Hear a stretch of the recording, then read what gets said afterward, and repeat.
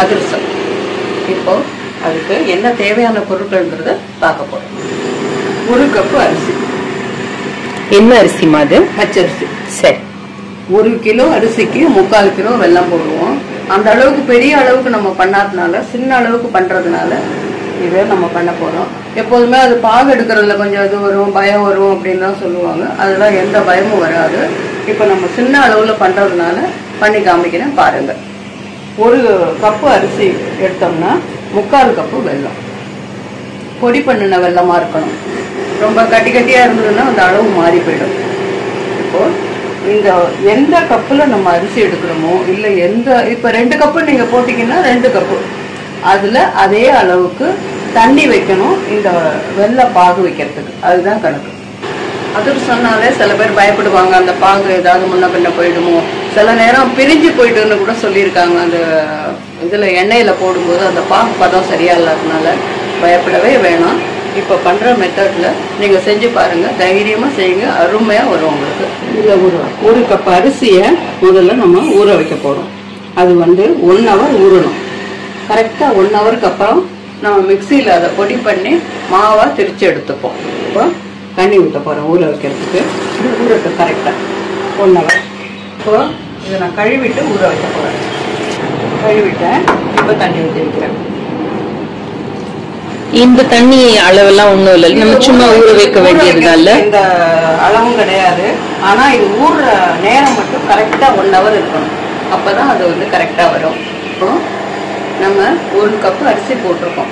அதே அளவு அந்த 1 கப்பு தண்ணி தான் வெள்ளைப்பாகுக்கு நம்ம வைக்கணும். நீங்க எந்த அளவுக்கு நீங்க அரிசி போடுறீங்களோ அதே அளவு தான் தண்ணி. அதுல குழப்பமே தேவையில்லை உங்களுக்கு. இப்போ இந்த 3/4 கப்பு நம்ம வெல்லம் எடுத்திருக்கோம்ல, 1 கப்பு அரிசிக்கு 1 கப்பு தண்ணி. வெல்லம் கரைஞ்சதுக்கு அப்புறம் அதை அடுப்புல வச்சு கொஞ்சம் நேரம் அது பண்ணதுக்கு அப்புறம் அது கல்லு மண் இல்லாம நம்ம வடிகட்டிக்கணும். அதுக்கப்புறம் நம்ம பாகுக்கு அடுப்புல வைக்க போறோம். இப்போ நம்ம அதிரசத்துக்கு அரிசி ஊற வச்சோம்ல, அது கரெக்டா இப்போ 1 ஹவர் ஆயிருக்கு. அதை தண்ணியை வடிகட்டிட்டு மிக்சியும் ஈரமா இருக்கக்கூடாது, மிக்சியும் ட்ரையா தான் இருக்கணும். நம்ம அரிசி எடுத்து போடும்போது அதோட ஆப்போசிட் சைட்ல இருந்து எடுத்து இப்படி போடணும். அப்ப மீதி இருக்க தண்ணி பூரா இந்த இடத்துல வந்துகிட்டே இருக்கும். இந்த இடத்துல இருந்து தண்ணி இல்லாம அந்த அரிசியை எடுத்து மிக்சியில போடணும். போட்டு ரொம்ப கொரகொரப்பா இல்ல, ரொம்ப நைஸாவும் இல்ல, மீடியமா அதை பொடி பண்ணி எடுத்துட்டு வரணும். இப்ப நம்ம பொடி பண்ணி எடுத்துட்டு வரோம். எண்ணெயில நிறுத்திட்டு ஒரு தடவை ஒரு ஸ்பூனால தள்ளி விட்டுடுங்க. தள்ளி விட்டுட்டு அடுத்தது அரைங்க. இந்த மூடியில எல்லாம் அரிசி ஒட்டி இருக்குல்ல, அதுக்காக தான் நம்ம ஒரு ஸ்பூனால இதை எடுத்து போட்டுட்டு சுத்தியும் ஒரு தடவை நல்லா இதை தள்ளி விட்டுட்டு, ஏன்னா இந்த மேலெல்லாம் அறப்படாத அரிசி எல்லாம் இருக்கும், சேர்த்து அதையும் நல்லா எடுத்து விட்டுட்டு அதுக்கப்புறம் அடுத்த ட்ரிப்பு போடுங்க.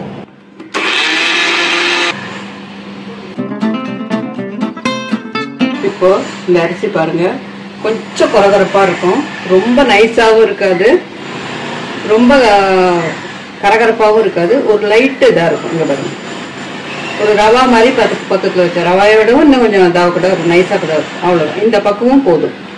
இந்த மாவு பொடி பண்ணின உடனே பாகு வச்சு நம்ம அதிரச மாவு ரெடி பண்ணிடணும். இதை காய வைக்க கூடாது, லேட் பண்ணக்கூடாது. ஊறுறதும் 1 மணி நேரத்துல ஊறினதுக்கு அப்புறம் இதை பொடி பண்ணணும். பொடி பண்ணணும்னு உடனே வெள்ளைப்பாகு வச்சு அந்த வெள்ளைப்பாகுல போட்டு கடறணும். இது மட்டும் லேட் பண்ணாம கரெக்டா பண்ணிட்டா அந்த கரெக்டா வந்துடும். இந்த பொடி பண்ணின மாவு ஈரம் காயாம இருக்கிறதுக்காக ஒரு மூடியை போட்டு மூடிட்டு, அதே நேரம் வெள்ளைப்பாகு நம்ம தண்ணியில போட்டு வச்சிருக்கோம்ல, அதை வெள்ளம் கரைஞ்சோன்னா வடிகட்டணும், கல்லு மண்ணு போக. இந்த வெள்ளை பீசஸ் எல்லாம் நல்லா கரைஞ்சி இருக்குது. அப்படியே ஏதாவது 1-2 இருந்தா கூட நம்ம இதை வடிகட்டிக்கிட்டு அடியில கிடக்கிறத இந்த கரண்டியால இப்படி மசிச்சு அதோட நம்ம ஊற்றி வடிகட்டிக்கலாம். வடிகட்டுறேன்.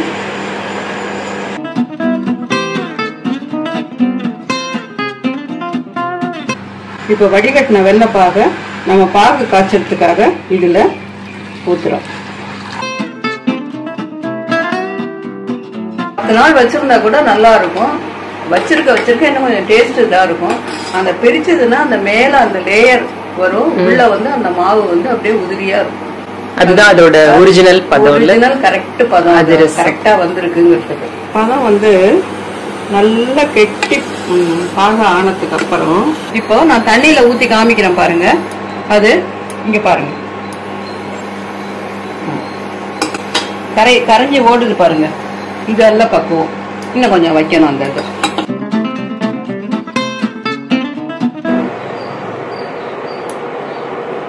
இங்க பாருங்க நல்லா உருண்டு பதம் வந்துருக்குது. இந்த பதம் போதும். இந்த நேரத்துல அடுப்பை தணிச்சிடணும். நம்ம ஏலக்காய் பொடி பண்ணி வச்சிருக்கோம்ல, அதை எடுத்து அதுல போட்டுருங்க.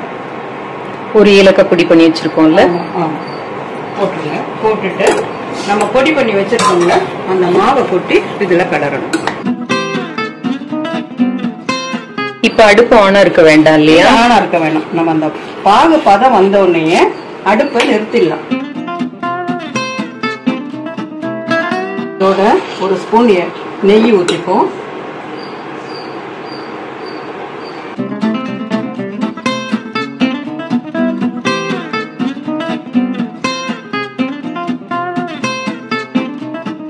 கொஞ்ச நேரம் கலரிக்கிட்டே இருக்கணும் இந்த அடுப்புல வச்சு. அடுப்பு எரியல இருந்தாலும் மாவு நல்லா இதுல மிக்ஸ் ஆகுற வரைக்கும் நல்லா கலரிக்கிட்டே இருக்கணும். கொஞ்சம் இந்த ஒரு பாத்திரத்துல இந்த மாவை போட்டு வச்சிருக்கோம். ஒரு கொஞ்சம் எண்ணெய் நெய் எது வேணா தடவலாம் இல்லையா? நெய் தடவுனா நல்லா இருக்கும், வாசனையா இருக்கும். இல்லாட்டி கூட எண்ணெயும் தடவலாம், தப்பு ஒன்றும் இல்லை. இப்போ இது வந்து கரெக்ட் கன்சிஸ்டன்சில வந்திருக்கான்னு நம்ம தெரிஞ்சுக்கிறதுக்கு ஒரு சின்ன இது. இப்ப கொஞ்சம் மாவு எடுத்து சுத்து முறுக்கு சுத்துறோம் பாத்தீங்களா, அந்த மாதிரி இந்த மாவை சுத்தணும். சுத்த வந்தாதான் இந்த மாவு வந்து கரெக்ட் பக்குவத்துல வந்திருக்கு அப்படிங்கறதுக்கு இது ஒரு சின்ன இது.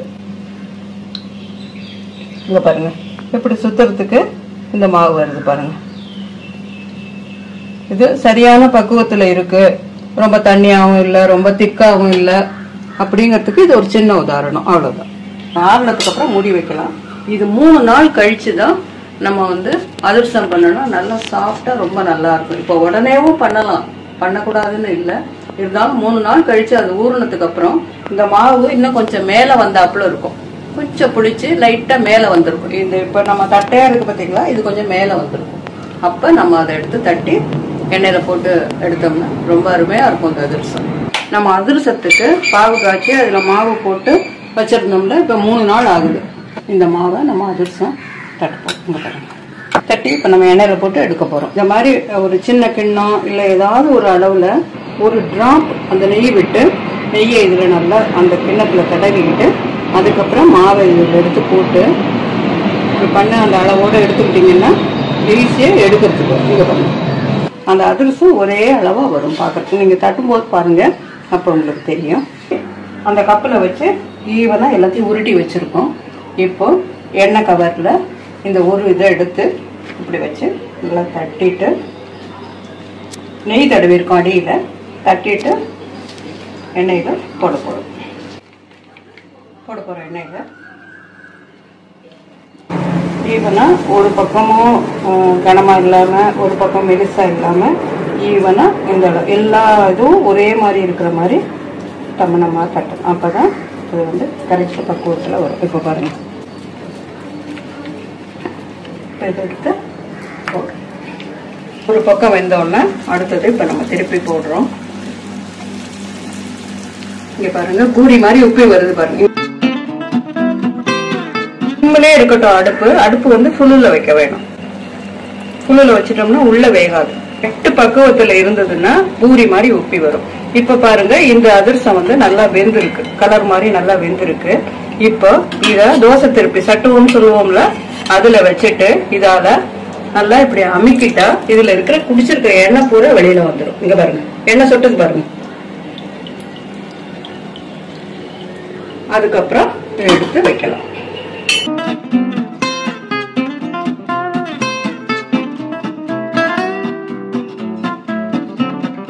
ஒரு அதிரசம் தட்டும் போதும் நெய் அந்த இதுல ஷீட்ல தடவிட்டு தட்டணும்.